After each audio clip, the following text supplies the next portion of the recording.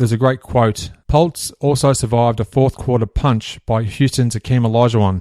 He didn't hit that hard, Paultz said. Either he can't punch or I can really take a punch. So he's a pretty tough guy there, Billy Paultz. But check the show notes for the actual footage.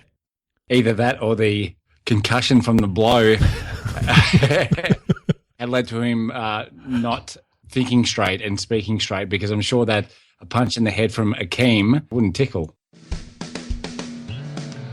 I always like to say that Michael got to play with me for a year at North Carolina. I think it really helped him. Spectacular player from the beginning. You can see right away Jordan was going to be a big-time scorer. And showed what an impact he was going to have on the league. This is NB85, celebrating the 30-year anniversary of Michael Jordan's rookie season in the NBA. And now, your hosts, Adam Ryan and Aaron Steen.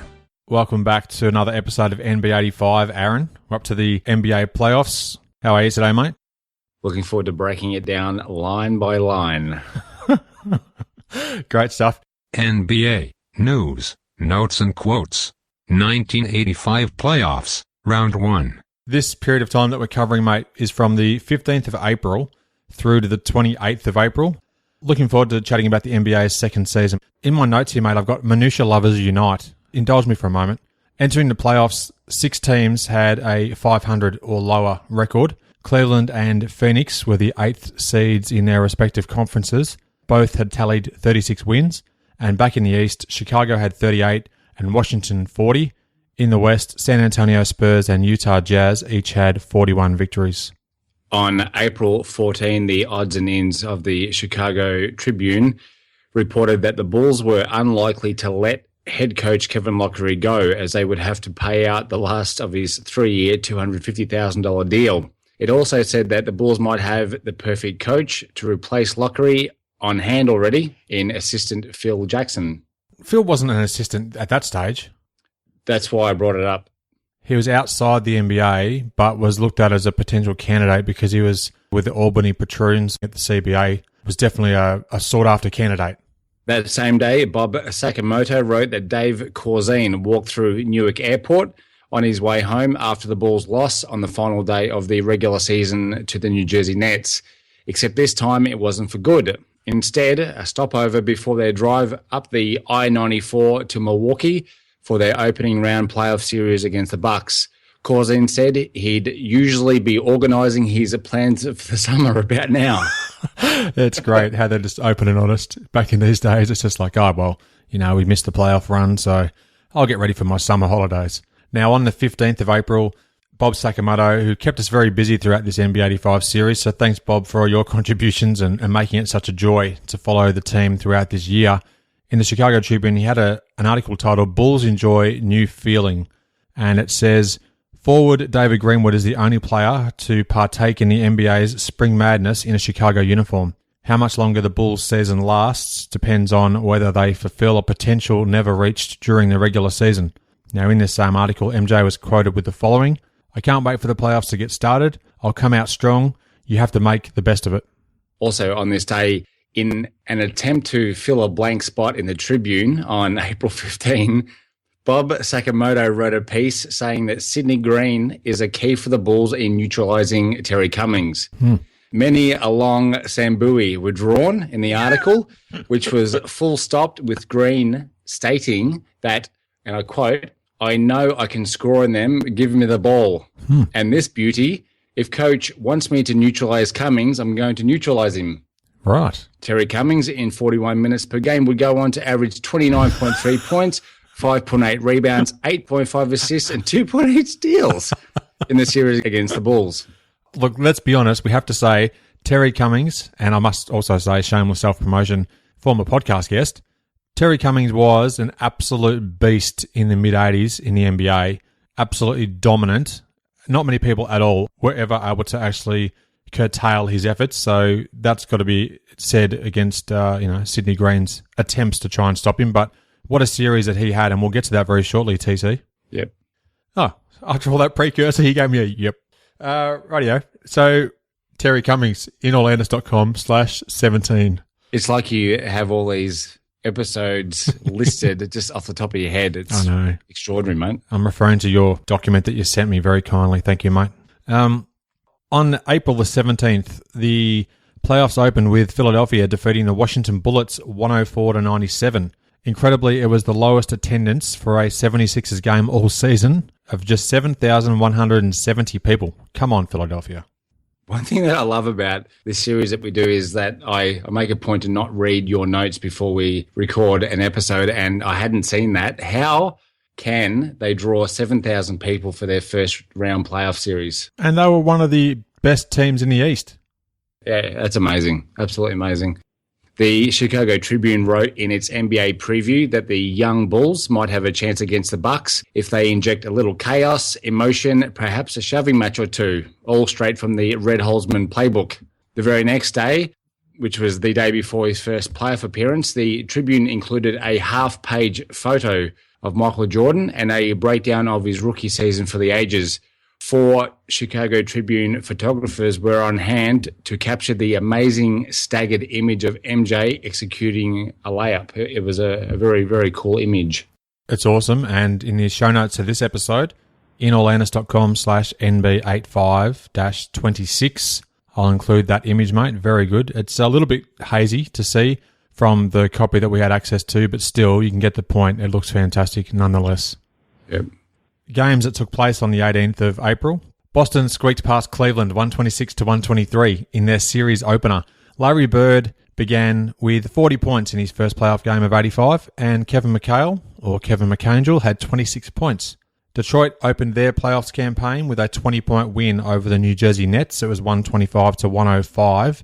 Bill Laimbeer had 23 points and 13 rebounds. Isaiah Thomas went for 21 points and 11 assists. Also on the same day here, Lakers trounced the Phoenix Suns 142-114 in LA. Mike McGee had 22 points for the Lakers, and Magic Johnson had a very Magic Johnson type stat line here, 18 points and 19 assists, if you don't mind. For the Lakers, they had 45 points in their first quarter, and for Phoenix, Charles Pittman, who spent 4 seasons with Phoenix, his last season would be in 1986, thanks to the great basketballreference.com for that little tidbit. He had 22 points for the Suns. And Denver thumped San Antonio in another blowout, 141-111 to open their series, thanks to 33 points from Alex English and 25 points from Calvin Natt. Fat Lever, who is 6'3", had 15 points, 6 rebounds, 11 assists, 3 steals, and 2 blocks. Now that is a very Fat Lever-esque stat line if I've ever seen one, mate. Incredible. Hashtag Fat Love. Yeah, exactly right. Fat Love. And Mike Mitchell for the Spurs had 23 points. The game of the day was at Dallas, where the Mavs defeated Portland 139-131 in double overtime. Rolando Blackman scored 6 of his 43 points in the second overtime. And for Portland, Kiki Vandeweghe had 25 points. Darnell Valentine, the fourth-year man, chipped in with 24 points and 13 assists. So that was a bumper day of activity there in the NBA, mate, April the 18th. On April the 19th, former Chicago GM Rod Thorn had spent the previous week in Hawaii scouting at the Aloha Classic for the Milwaukee Bucks. Don Nelson requested that Thorn make the trip for Milwaukee, though his services weren't retained after the trip. In practice during the week, the Bulls simulated the double-teaming defense that was sure to greet MJ in the playoffs, ending up in a swag of open shots for Quentin Daly. Stephen Johnson said of Daly... Stephen Johnson, wow. Did I say Stephen? Yeah, that's right. He was known as Stephen sometimes, apparently. No, he wasn't. To his mum and dad? Ever. Steve Johnson said of Daly that he's good at reading the situation and getting himself open for jumpers, though I don't think that Q really concerned himself with whether or not he was defended in getting up as many shots as he possibly could. He didn't need to be open, that's for sure. Wes Matthews' motion could be key for the Bulls in the high pressure of the NBA playoffs, with slow starts plaguing the Bulls all season. Wes said it was unfortunate that they had to fall behind or get into a brawl to come to life in certain games. We've got to do that sooner, he said. Hopefully he wasn't referring to starting brawls sooner. I was just questioning that myself, actually. Good little soundbite there from Wes. It was key for the Bulls to take one of the first 2 games in Milwaukee, where the Bucks were 36-5 during the season and on a 16-game win streak. Good luck with that, Bulls.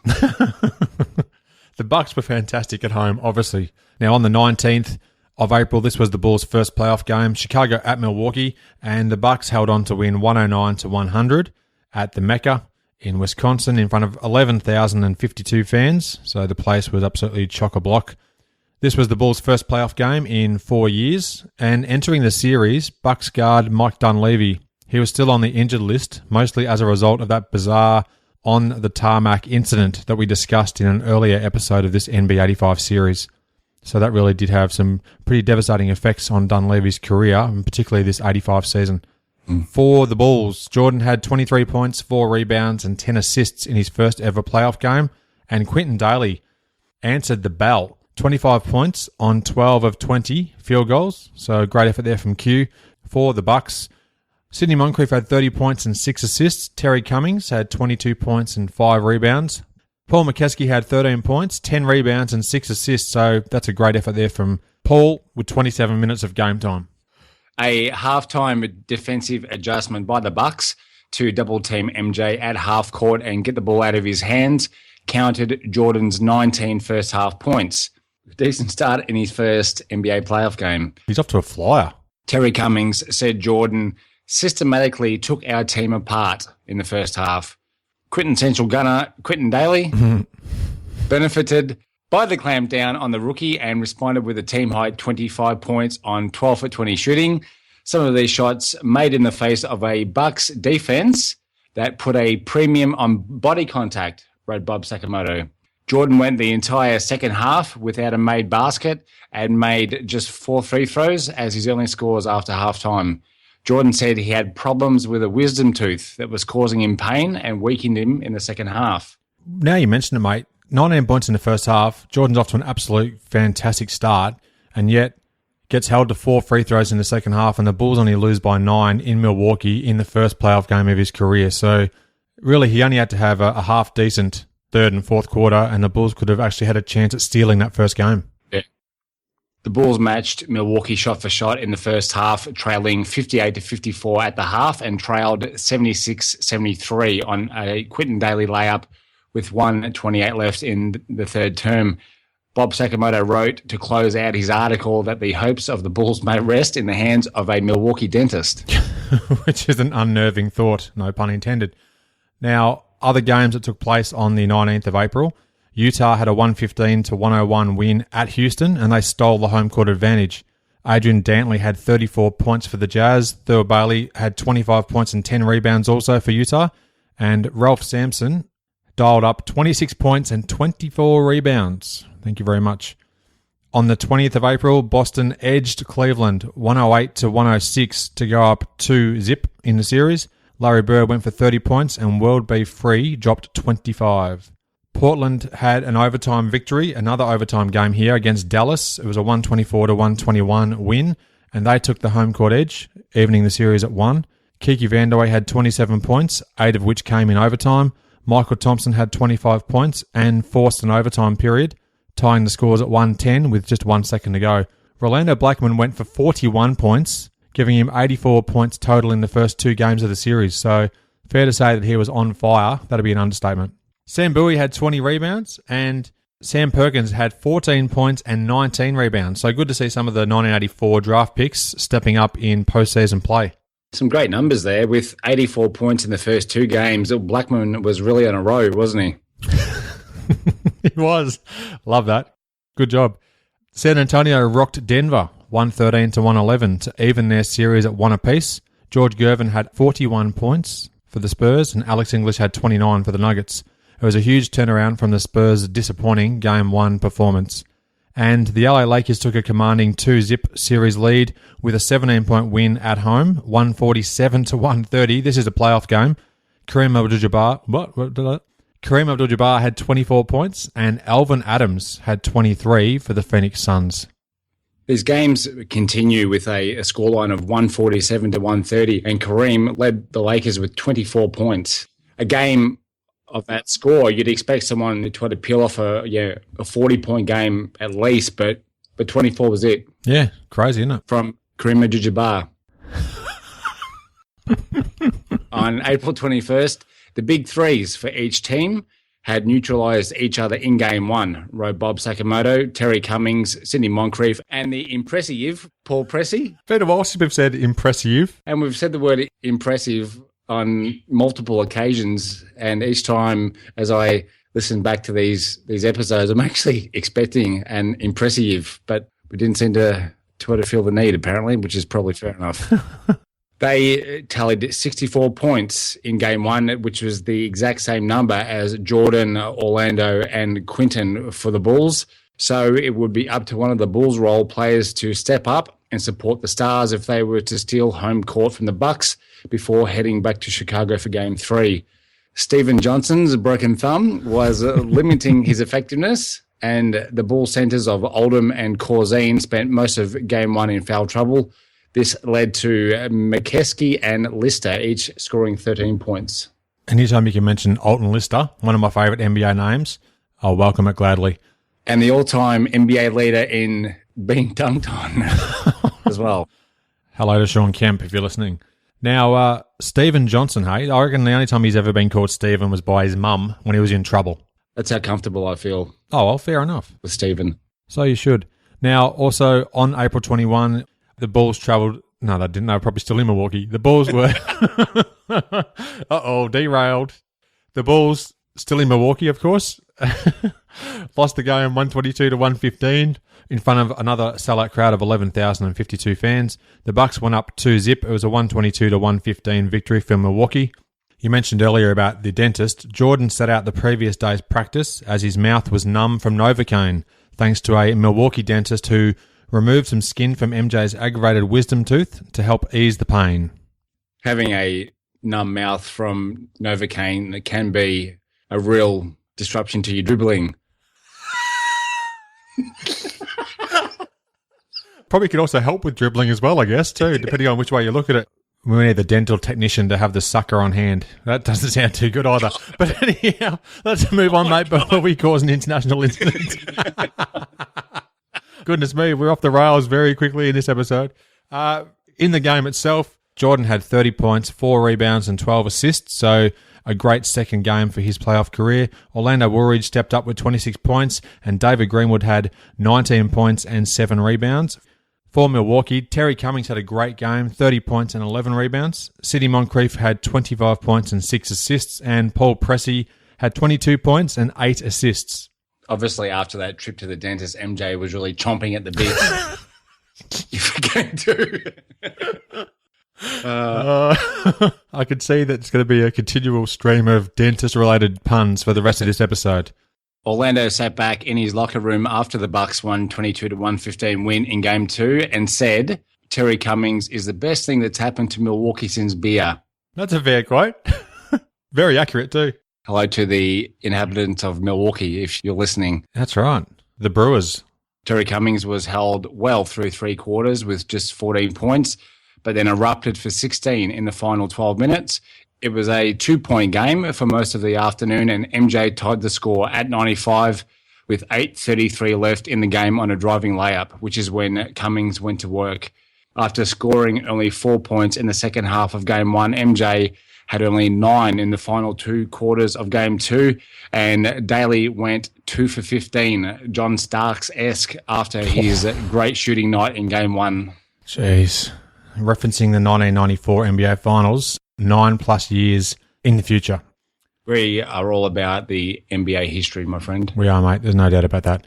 Now, on the same day, Detroit had a 10-point win, 121 to 111 at home against the New Jersey Nets, taking a 2-0 series lead. Isaiah Thomas, I was going to say Isaiah Person, who knows why, apparently related to Chuck. Chuck Daly, I guess. Isaiah Thomas had 29 points, and Albert King had 27 for the New Jersey Nets.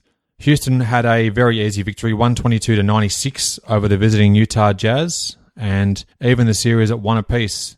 For Houston, Lewis Lloyd had 27 points, and for Utah, Jeff the Franchise Wilkins had 22 points.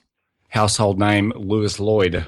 One of those ones I probably should have gone to basketballreference.com and found out a bit more about him, but a name I've only heard fleetingly throughout the 80s, but obviously had a great game here, 27 points.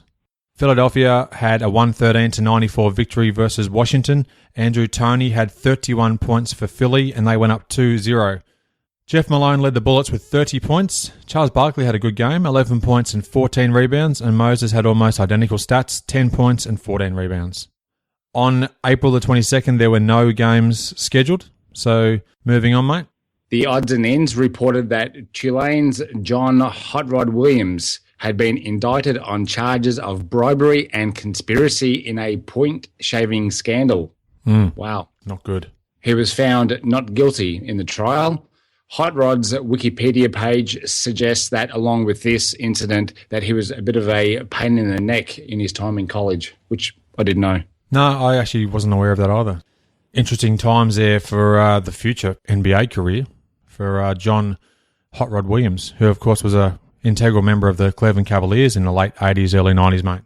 On getting to know this 1985 Bulls team a lot better through the research for this series, I've come to the conclusion that it had a number of guys whose ability didn't rise to the level of their ego. You had guys like David Greenwood, Sidney Green, and Juwan Oldham who all thought they could average 20 and 10 if they got the ball enough, but in reality, they were never going to be any more than just role players in the NBA. Any good team needs role players who know their place on the team, and this Bulls squad had too many egotistical, immature guys who thought that they were better than they actually were. Guys that the organisation would soon get rid of to replace, in most part, with good character guys who knew their limitations and their role on the team, except for Stacey King, of course. Whack! Oh, boy. Got a bit of deep-seated dislike there for young Stacey? I'm a big fan of Stacey as a player and a broadcaster, but let's be honest, he thought he was a little better than what he actually was. Well, I'd like to say that it would have been great to have you on the show, Stacey, but unfortunately, Aaron's just put the kibosh on that one. Now, moving on, April the 23rd, Cleveland defeated the birdless Boston Celtics 105-98 in Game 3 of their series and were down 2-1. Lurie's continued problems with his right elbow led him to miss the game. Scott Wedman earned the start and he didn't disappoint, notching up 30 points and 8 rebounds. And the quote of the episode possibly goes to Will Be Free on the back of his 32-point performance. He said, "With Larry Bird out roosting, the rest of the Boston players were all cooped up as well. Make that a chicken coop." So Will Be Free coming through there with the goods. Bit of comedy relief there. Denver also took a 2-1 series lead with a 115-112 win at San Antonio. George Gervin had 24 of his 30 points in the second half. Alex English had 27 points, 5 rebounds, 5 assists and 4 steals. Talk about an all-round game. And Calvin Nat went for 21 points, 8 rebounds and 8 assists. In Portland, the Blazers had a 122-109 victory over Dallas, and that gave Portland the 2-1 series edge. Kiki Vanderway continued his good form with 24 points, and Clyde Drexler had a triple-double, 20 points, 10 rebounds and 10 assists. For the Mavericks, Rolando Blackman and Mark Aguirre each dropped 30. Blackman had already scored over 110 points in the first 3 games of the series, so it's fair to say he was unconscious at this stage. And on a row. All right, the Lakers put Phoenix to the sword with a strong road victory. It was 119-103. 7 Lakers had scored in double figures, including big game James Worthy. He had 23 points, and Maurice Lucas led Phoenix with 26 points and 13 rebounds. The Phoenix Suns were out in straight sets, 3-0. On the 23rd of April, an article pointing out that the Bulls must stop the Bucks' big men stated that maybe Michael Jordan should play center. With Corzine's lack of results due to foul trouble, Bob Sakamoto suggested they should perhaps utilize the defensive Juwan Oldham. He also mentioned that the playoff-tested Caldwell Jones, who started for the team on opening night, had been forgotten since he broke his hand earlier on in the season. Oldham was asked why the Bulls centers were drawing more whistles than Christy Brinkley in a bikini. Oh, that's great. On the following day, Bob Sakamoto wrote that Quinton Daly missed Wednesday's practice at Angel Guardian due to a date in court for a traffic infringement. Attending this same practice as advisors for the Bulls' new ownership to assess the value of the team for Jerry Reinsdorf was Celtics president Red Auerbach, NBA scouting director Marty Blake, and Golden State consultant Pete Newell. That's a pretty interesting collection of gentlemen there. So it would have been a great fly-on-the-wall type conversation there to be able to hear what they were saying. Now, mate, on April the 24th, the Bucks travelled to Chicago, and in the Bulls' first home playoff game of the Michael Jordan era, they had a 109-107 victory at Chicago Stadium in front of 17,225 fans. The Bucks were still up 2-1 in the series, but the Bulls did hold off playoff elimination behind a stellar game from Michael Jordan. He had 35 points, 8 rebounds and 7 assists. Orlando Woolridge had 28 points. Sidney Green answered the bell with 17 points and 9 rebounds. And podcast favourite Dave Corzine had 10 points and 8 rebounds. For Milwaukee, Terry Cummings continued his monster series, 37 points and 9 rebounds.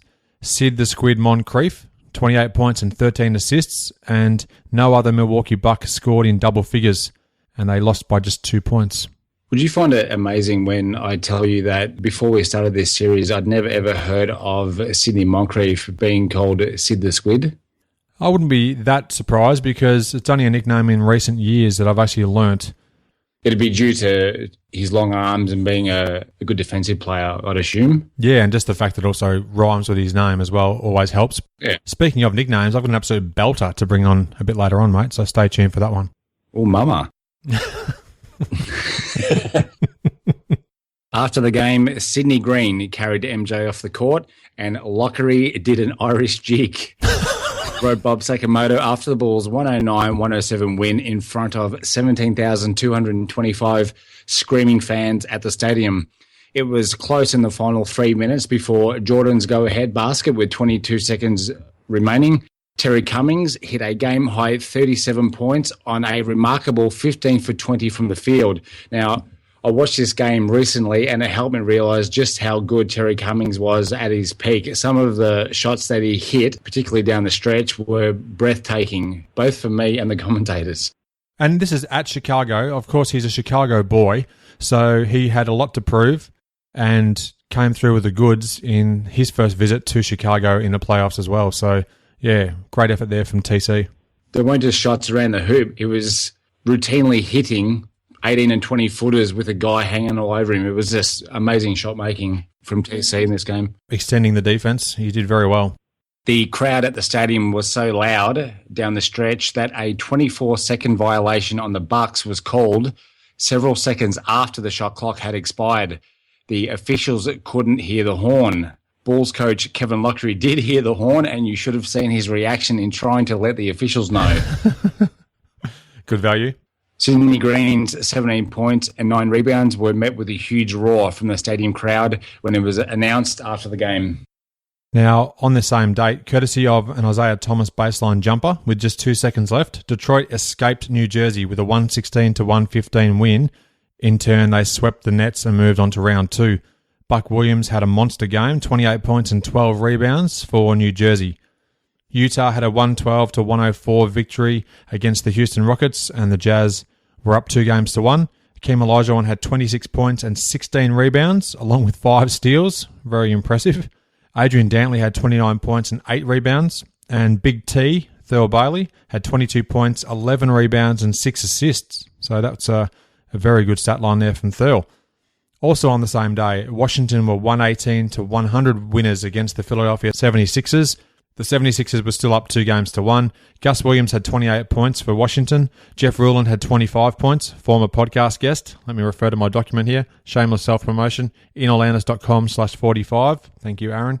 And Cliff Robinson had 21 points, helping stave off elimination for the Bullets. Moses Malone led Philadelphia with 17 points.